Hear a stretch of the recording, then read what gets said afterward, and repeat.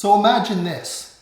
You just got a huge expense in your business and you think to yourself, oh, well, no worry. I'm going in to see my biggest client today and they're going to renew their annual purchase with me. So I'm going to be fine. We'll be able to cover it with that. You go into the meeting and they no longer need your service. All of a sudden, you've got a really big problem. We're very solution-oriented people, so we start to figure things out quickly and we come up with solutions. So our first solution is to go to the bank. We have a great relationship with our bank. They love us, so we'll just go to the bank and we'll figure that out. So what's the situation now? So we've had a couple good years. But now we know we've got absolutely nothing in this year. So we go to the bank and we say, hey, we'd like to get a loan. And the bank says, oh, why would you like a loan? Oh, because we're in a lot of trouble. We didn't get the big client that we're expecting this year. And we have all these expenses that we need to cover. So we want to get a loan to cover these expenses. So the bank looks at it and says, yeah, well, you've been a pretty good client in the past, but we're a little bit worried about your credit right now. We're a little bit worried about your ability to cover this loan. So all of a sudden, it's really difficult to get a loan with this bank. Ideally, what we would have done is we would have already got this in place. So right now, the mistake we made is we waited too long.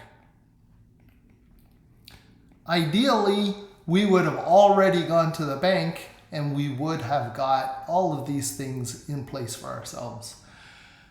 Again, I like to use analogies. So what if we use the analogy of a river? So we've got a river, and this is our financial river of our business.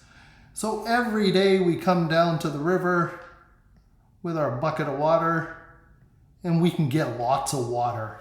It's so great. Every day that fresh water tastes so good. We can get water every single day. All of a sudden, the river dries up.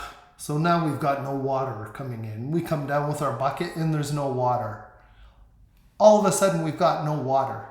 So this is the problem right here. This is the problem that we're relying on the water to show up every day. We know at the end of the summer, rivers tend to dry up. So what we would have done ideally is to build a dam. And this is what we do anyway, right? We build a dam in the river so that we can build a reservoir. So in this case, what we're doing is we're building a financial reservoir.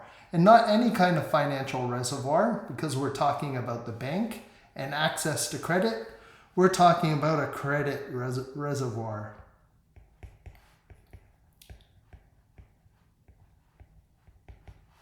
So we want to make sure that if we're ever in this situation where our finances dry up, we've got a reservoir of credit that we have access to. And there's a number of different ways that we can put this in place, but the important thing is that we have a lot of credit that we can use at any point. It's not that we're getting ourselves into debt, it's just that we're providing availability to credit in the future if we should need it. So this is something that we can build up over time so that if this situation ever happens, we just walk into the bank and we get all the money that we need. We don't have to all of a sudden grovel because we've got no income and the bank no longer sees us as a good risk. We want to make sure that we have everything in place long before building up a credit reserve. This is something that we help people with. Again, I can't really give you general advice on the implementation of building a credit reserve. If you want to contact us, feel free to DM me or contact me in some other way.